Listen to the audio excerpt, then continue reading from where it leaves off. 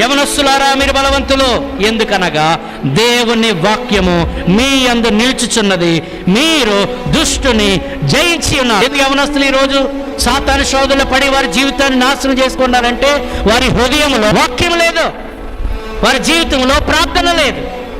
యవనస్తులే కాదు, ఈరోజు అనేక మందిని సాతాను ఈడ్చిపోవడానికి కారణం ఏంటంటే ప్రార్థన లేదు, వాక్యం లేదు.